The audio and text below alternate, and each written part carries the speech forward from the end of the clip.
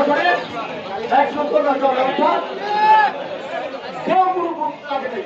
ওনার প্রতিনিধিত্ব ছিল না, ওনাদের কোনো প্রতিনিধিত্ব ছিল না। তাদেরকে নিতে তৃণমূলের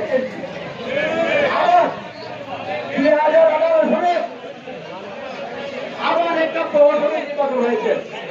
সেই নির্বাচন থেকে ওই নির্বাচনটা 30 তারিখ 18 30 তারিখ নির্বাচন হওয়ার কথা।